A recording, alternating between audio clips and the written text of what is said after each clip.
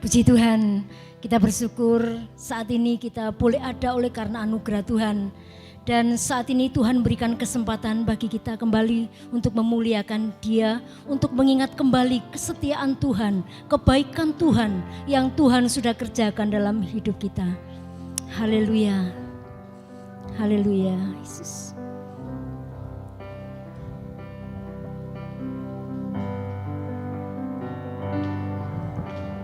Semusim berlalu, namun Kau selalu peliharaku.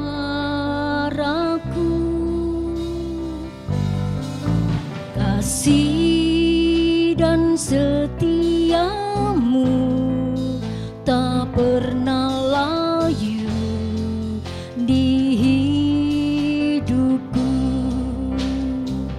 Lebih luas dari samudra kebaikan-Mu Bapa, takkan habis di hidupku.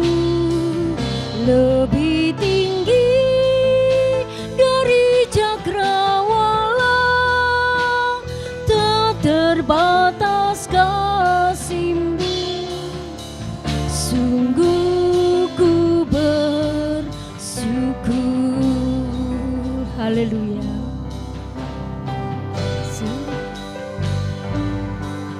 Semusim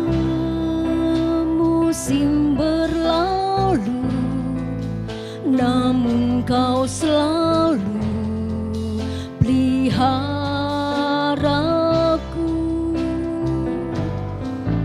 Kasih dan setiamu tak pernah layu di hidupku. Lebih luas dari samudra kebaikan-Mu Bapa, takkan habis di hidupku. Lebih tinggi dari cakrawala, tak terbatas kasih-Mu. Sungguh ku bersyukur.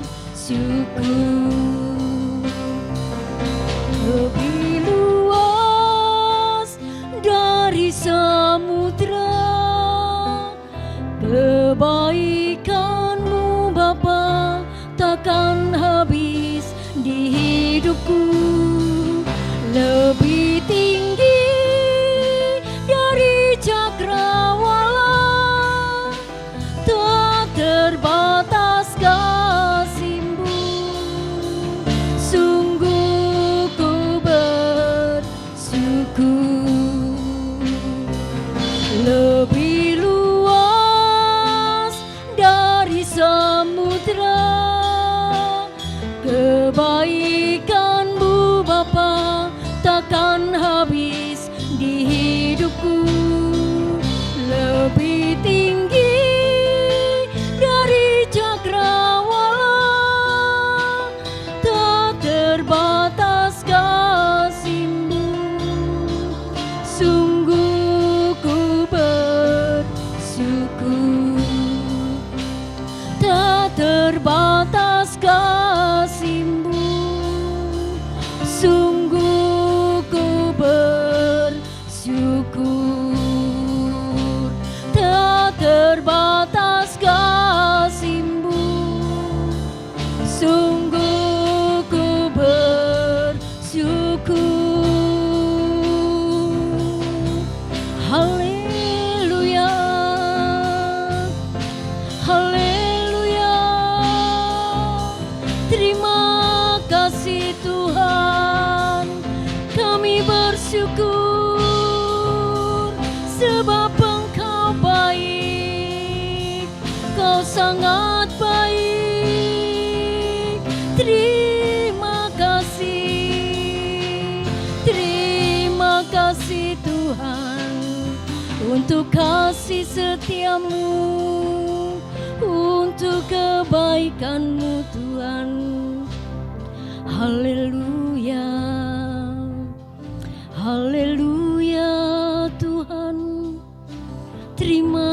kasih Tuhan, hati kami bersyukur padamu. Kami agungkan Engkau Tuhan, kami tinggikan Engkau Yesus.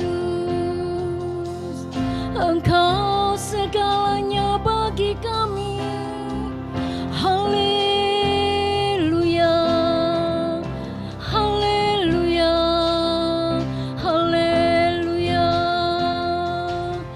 Terima kasih Tuhan, Engkau baik.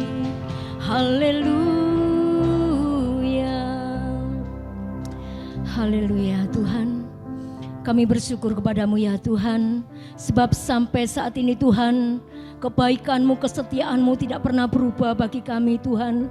Kasih-Mu tidak pernah layu dalam hidup kami. Kasih-Mu tidak pernah terbatas bagi kami Tuhan. Engkau yang senantiasa memberikan yang terbaik bagi kami. Dan kami boleh merasakan penyertaan-Mu yang luar biasa di dalam diri kami sampai saat ini Tuhan.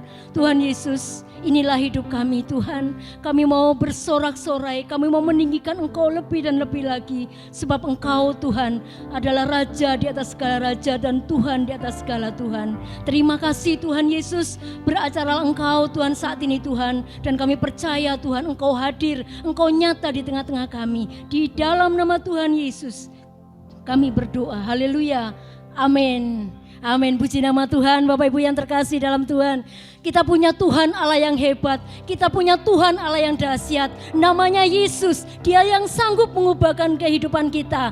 Dia yang sanggup menjadikan kita semakin hari semakin indah di dalam Tuhan. Haleluya. Oh haleluya.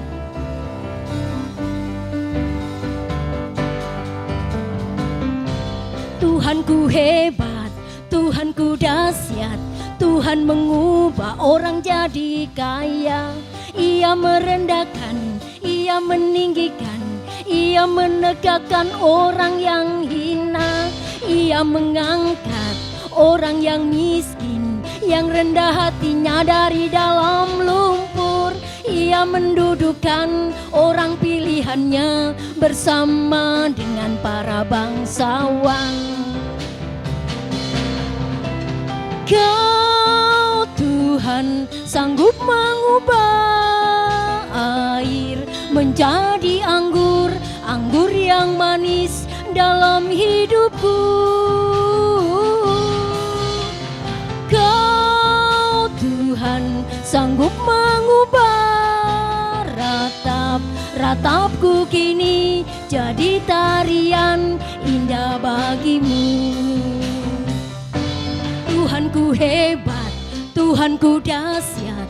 Tuhan mengubah orang jadi kaya. Ia merendahkan, Ia meninggikan, Ia menegakkan orang yang hina. Ia mengangkat orang yang miskin, yang rendah hatinya dari dalam lumpur. Ia mendudukkan orang pilihannya bersama dengan para bangsawan. Kau Tuhan sanggup mengubah air menjadi anggur, anggur yang manis dalam hidupku. Kau Tuhan sanggup mengubah ratapku kini jadi tarian indah bagimu. Mengubah air menjadi anggur manis bagimu. Mengubah ratap jadi tarian indah bagimu. Haleluya. Berikan sorak-sorai yang meriah bagi Yesus. Haleluya, haleluya. Puji nama Tuhan. Kita bangga, kita punya Allah yang ajaib. Dia Allah yang tidak pernah berubah dari dahulu, sekarang, sampai selama-lamanya. Biarlah hati kita mau tetap percaya kepada Tuhan. Apapun masalah kita, kita percaya kita punya Tuhan yang ajaib. Yang sanggup menolong kita, yang sanggup membebaskan kita. Haleluya. Engkau ajaib bagi kami Tuhan. Haleluya Yesus.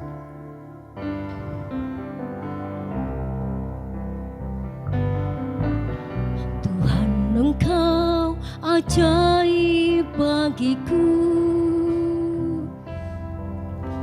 tak ada yang tak mungkin bagimu. Kau yang telah berfirman dan semuanya jadi. Tuhan Engkau ajaib bagiku. Tuhan Engkau ajaib.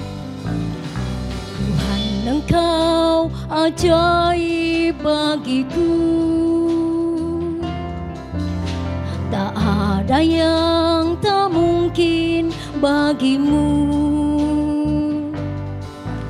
Semua yang ku saksikan perbuatan tangan-Mu. Tuhan Engkau ajaib bagiku. Sungguh ku percaya, sungguh ku percaya, tiada yang mustahil. Mujizat masih ada dalam hidupku. Sembuhkan sakitku, pulihkan jiwaku. Mujizat masih ada bagiku. Sungguh ku percaya, sungguh ku percaya, tiada yang mustahil. Mujizat masih ada dalam hidupku. Sembuhkan sakitku, pulihkan jiwaku. Mujizat masih ada bagiku.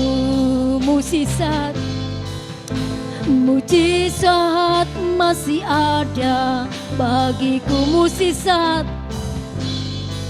mujizat masih ada bagiku. Haleluya, haleluya. Waktu pemberitaan firman Tuhan, saya persilahkan kepada hamba-Nya.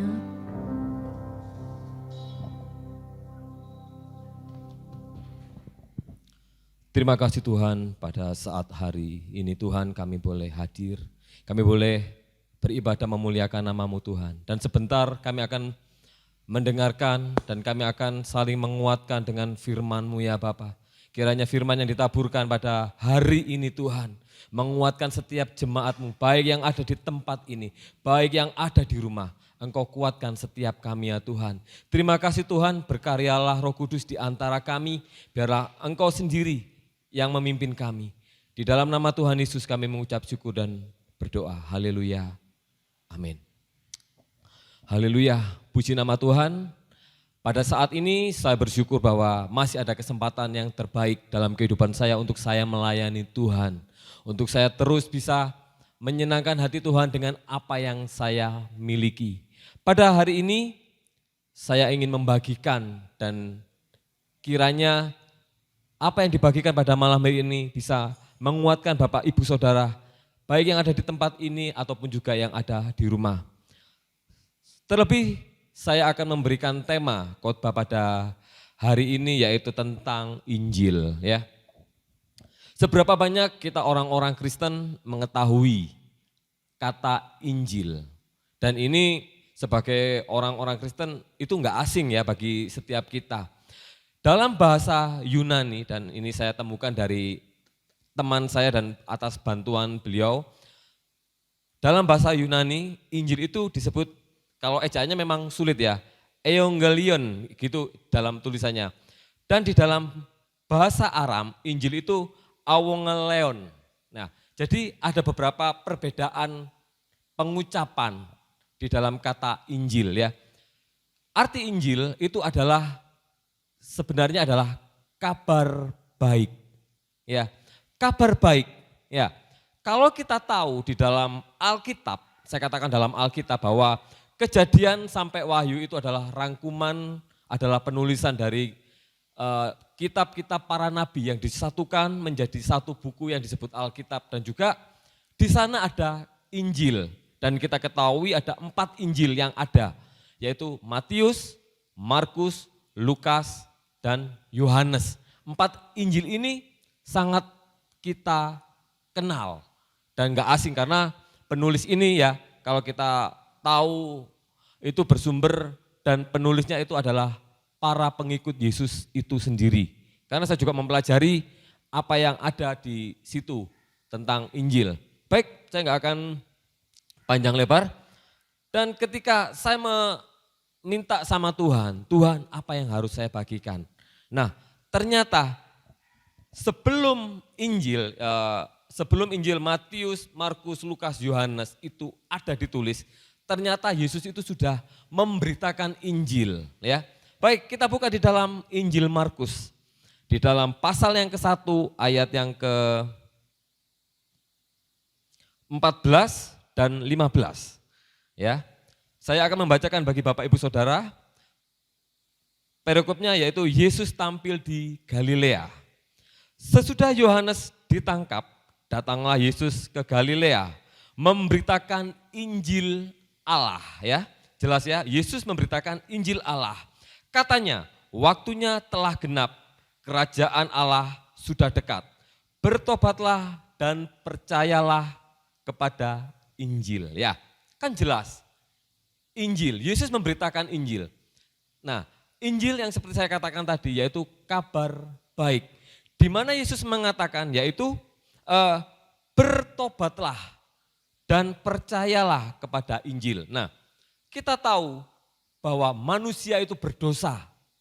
Manusia itu berdosa dan manusia itu akan menemui kebinasaan yang kekal. Ya, itu pasti.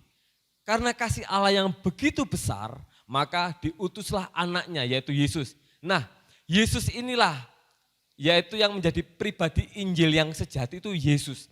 Kenapa? Karena Yesus ini adalah yang mampu menyelamatkan manusia dari kebinasaan. Yesus inilah yang bisa menyelamatkan manusia serta memberikan kehidupan yang kekal bagi manusia yang percaya kepadanya. Hanya percaya kepada Yesus, bertobat dari jalan-jalan yang jahat dan mempercayai bahwa Yesus adalah satu-satunya jalan yang menuju ke dalam kehidupan yang kekal. Jadi kalau Yesus pada masa itu memberitakan Injil Kerajaan Allah kepada bangsa Israel yang sudah jauh, sudah meninggalkan cara kehidupannya yang sudah tidak berkenan di hadapan Allah, maka Yesus hadir. Yesus mengatakan bertobatlah. Jadi sudah jelas bangsa Israel sudah menyeleweng jauh dari ajaran Allah. Makanya Yesus mengatakan bertobatlah. Ya, kerajaan Allah sudah dekat. Kerajaan Allah itu yaitu keselamatan, kehidupan yang kekal bersama Allah yaitu Yesus. Enggak ada seorang pun, enggak ada nabi pun yang bisa menyelamatkan manusia dari neraka. Tidak ada kecuali Yesus itu sendiri. Kalau kita tahu, kalau kita dengarkan, mungkin ya sebagian dari Bapak Ibu Saudara, ada yang mendengar, oh kalau dari ajaran seberang, ya saya katakan ajaran seberang, bahwa Injil itu diturunkan kepada salah seorang nabi, ya, yaitu ya kalau di ajaran mereka disebut Nabi Isa, ya. Nabi Isa itu menerima kitab Injil. Nah, yang jadi pertanyaannya, saya pernah bertanya kepada orang yang seberang, kapan kitab Injil itu diturunkan? Dan mereka tidak bisa jawab. Benar, mereka tidak bisa jawab. Beda kan kalau mereka kan diajarkan mengetahui kitab mereka diturunkan gitu kan. Nah, mungkin mereka bisa menjelaskan, tetapi kalau Injil mereka tidak bisa menjelaskan. Kapan Injil itu diberikan kepada Isa? Tidak. Saya pernah berdialog dengan beberapa orang seperti mereka dan mereka tidak bisa jawab. Ya, jadi Injil itu adalah, saya tegaskan kembali, adalah kabar baik. Kabar baik supaya kita selamat dengan percaya kepada Yesus, kita bertobat, kita akan bersama-sama dengan Yesus di dalam kerajaan Allah.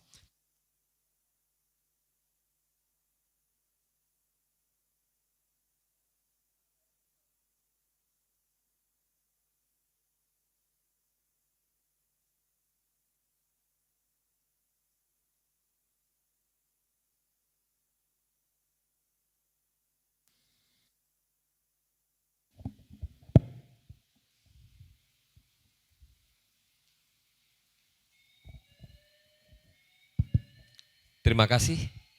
Ya, kita percaya bahwa hanya Yesus yang bisa menyelamatkan manusia dari kematian, dari neraka. Kita akan membuka di dalam surat Paulus, ya, surat Paulus kepada jemaat di Roma. Dan di dalam surat Paulus yang ada di jemaat di Roma, di dalam pasal yang ke-1, ayat yang ke-16, saya akan membacakan bagi Bapak Ibu Saudara. Perikopnya yaitu Injil itu kekuatan Allah, ya. Sebab aku mempunyai keyakinan yang kokoh di dalam Injil. Karena Injil adalah kekuatan Allah yang menyelamatkan setiap orang yang percaya. Pertama-tama orang Yahudi, tetapi juga Yunani. Saya akan bacakan ayat yang selanjutnya. Sebab di dalamnya nyata kebenaran Allah yang bertolak dari iman dan memimpin kepada iman. Sebab ada tertulis, orang benar akan hidup oleh iman, ya. Jelas. Di sini Paulus menjelaskan, menguraikan dengan sangat-sangat jelas sekali, ya, bahwa Injil itu adalah kekuatan Allah, bukan kekuatan manusia. Injil itu kekuatan Allah yang bisa menyelamatkan manusia yang percaya, yang percaya. Kalau kita hanya sekedar membaca di dalam, kalau Injil Matius, Markus, Lukas, Yohanes itu adalah, kalau di dalam saya diskusi dengan teman-teman rohani, ya, teman-teman satu iman, dan mereka katakan bahwa Injil Matius, Markus, Lukas, dan Yohanes itu adalah tentang kesaksian kisah hidupnya Yesus. Jadi kisah kehidupan Yesus itu ditulis sedetil mungkin, ya. Ya, bagaimana Yesus menyampaikan kabar baik itu kepada bangsa Israel, juga kepada semua bangsa, juga kepada kita pada hari ini yang mendengarkan kabar baik itu. Jadi kalau kita sebagai orang percaya kepada Tuhan Yesus, kita orang yang sudah dimenangkan, kita orang yang sudah pasti diselamatkan. Oleh karena itu Bapak Ibu, saudara yang terkasih di dalam Tuhan, marilah kita itu harus memberitakan Injil, ya. Memberitakan Injil supaya apa? Supaya mereka diselamatkan. Supaya mereka dimenangkan. Injil itu menyelamatkan manusia. Injil itu harus bisa membuat orang bertobat. Jadi kehidupan kita itu harus seperti Yesus. Seperti Injil yang sejati itu, yaitu Yesus, seperti yang saya katakan tadi. Yang seperti yang Tuhan yang ajarkan dalam kehidupan saya, bahwa Injil sejati itu adalah Yesus itu sendiri, kekuatan Allah yang menyelamatkan manusia. Jadi kalau kita sebagai pengikut Tuhan Yesus, kita sebagai murid Yesus, kan sebelum Tuhan Yesus naik ke surga, Tuhan kan katakan, ya, jadikanlah semua bangsa muridku, ya, semua bangsa, yaitu mungkin bangsa Arab, bangsa Cina, bangsa Melayu, bangsa Madura, ya, semuanya bangsa, ya. Itu Tuhan suruh kita untuk menjadikan muridnya Tuhan Yesus. Jadikan mereka muridku, kata Tuhan Yesus. Jadi sebagai murid Tuhan, kita harus mewartakan Injil, kabar keselamatan, supaya orang-orang yang sekeliling kita, baik mereka yang belum kenal Tuhan, mungkin mereka sudah kenal Tuhan tetapi hidupnya masih di dalam dosa. Kita harus memberitakan Injil itu. Kita harus membuat mereka bertobat, berbalik dari jalan-jalannya, percaya kepada Yesus. Ya, seperti itulah bahwa Injil yang diberitakan Yesus itu sungguh-sungguh luar biasa. Ketika saya merenungkan Tuhan, begitu kasih-Mu besar dalam kehidupan saya. Kalau saya bisa diselamatkan, keluarga saya, orang-orang di gereja bisa mengenal Engkau, saya bersyukur. Dan saya rindu setiap kita, jemaat Tuhan, itu menjadi Injil-Injilnya Allah yang memberitakan pertobatan, yang membawa suatu dampak yang positif untuk menyelamatkan orang-orang sekeliling kita. Dalam beberapa hari ini, saya diperhadapkan dengan seorang pemuda, dan pemuda ini hidup di dalam kehidupan yang saya katakan kehidupannya hancur ya, di dalam rumah tangganya, di dalam keluarganya, dia belum menikah. Tetapi dia hidup di dalam sebuah keluarga yang berantakan. Di situ saya diperhadapkan dengan bagaimana anak ini menceritakan kisah-kisah hidupnya. Anak ini menceritakan tentang penderitaannya, tentang penganiayaannya, hidup di dalam kehidupan Kristen, tetapi lingkungannya penuh dengan penganiayaan. Dia bercerita banyak bagaimana pamannya seorang pemabuk sering menganiaya dia, bagaimana pamannya yang satunya lagi sering menghajar dia pakai katakan rotan ya, sampai rotannya itu patah jadi dua, sampai giginya yang geraham yang atas itu sampai retak gitu kan. Dia ceritakan banyak dan saya merasakan bagaimana rasanya penderitaan yang dia ceritakan. Saya rasakan seperti menangis ya. Awalnya memang saya kenal dia, tetapi tidak sebegitu dalam, tetapi begitu saya mengenal dia timbul belas kasihan untuk saya bisa membuat dia bertobat, karena dia adalah seorang pemabuk, dia adalah seorang panjang tangan dan banyak kegiatan-kegiatan yang tidak baik sebagai orang Kristen ya.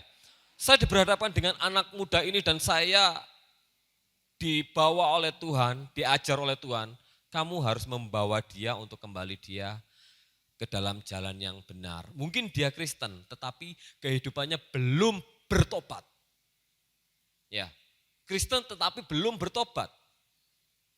Dia menyimpan kebencian, dia menyimpan dendam, dan saya disuruh Tuhan untuk mengajarkan dia tentang kasih Tuhan.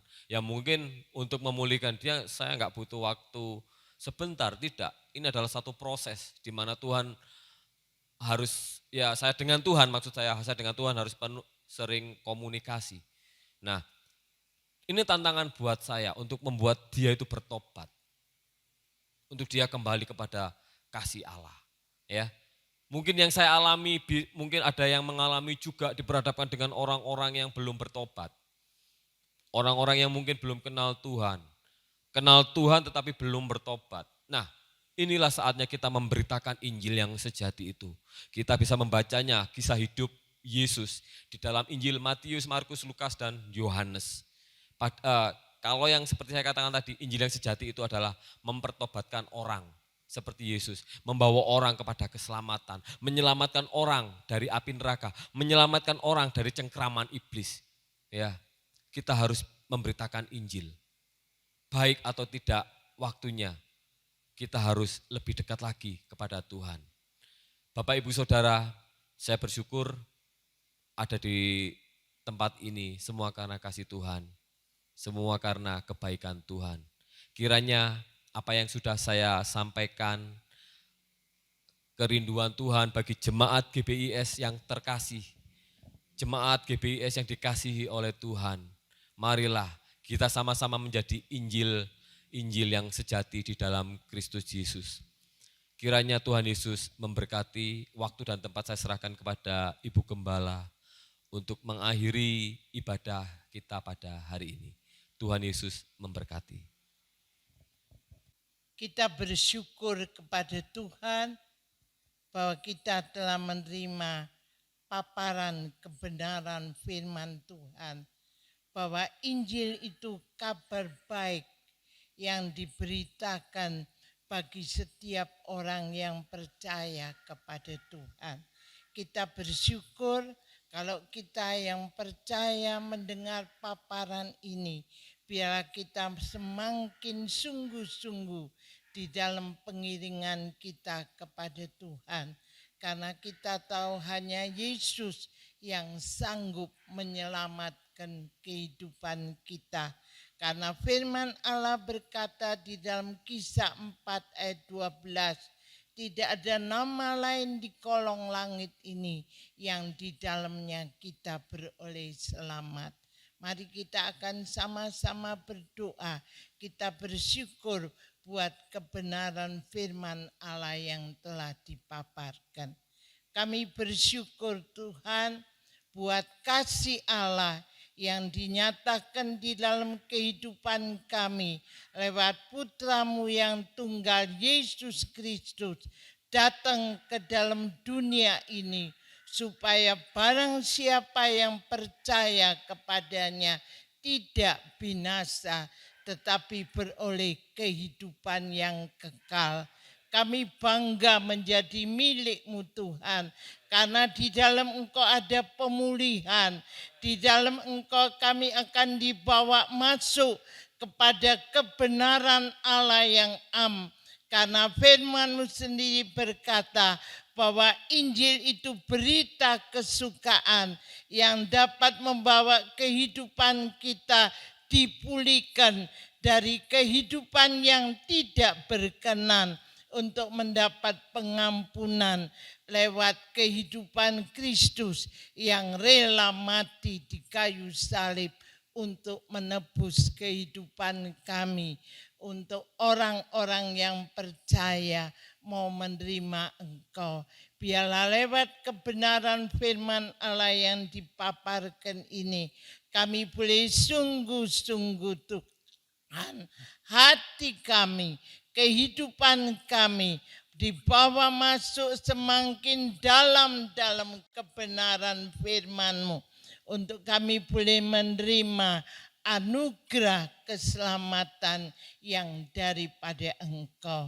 Meteraikan kebenaran firman-Mu Tuhan, bahwa di luar Engkau tidak ada keselamatan, tetapi di dalam Yesus Kristus yang sudah mati di kayu salib, kehidupan kita boleh dibawa masuk di dalam kebenaran yang daripada Engkau, terlebih pengampunan bagi dosa, aib, pemberontakan kita, sehingga kita boleh diselamatkan. Terima kasih Tuhan, di minggu yang ketiga di bulan Desember ini, kami masih mendengar kebenaran firman-Mu, karena kami tahu di dalam Injil yang memberikan kabar kesukaan itu ada pengharapan yang luar biasa di dalam kehidupan kami. Terima kasih buat kebenaran yang sudah dipaparkan. Tuhan, pakai hamba-Mu lebih hari lebih heran untuk memberitakan kebenaran firman-Mu, agar banyak jiwa boleh dimenangkan bagi kemuliaan kebesaran nama-Mu. Berkati seluruh jemaat-Mu yang sudah mendengar kebenaran firman-Mu dimanapun mereka berada.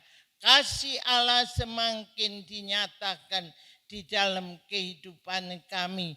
Terlebih di bulan Desember ini, bulan yang luar biasa, di mana kasih Allah dinyatakan bagi dunia ini, dengan kami boleh memperingati hari kelahiran Kristus yang datang ke dunia ini, diberikan untuk semua segala bangsa di muka bumi ini.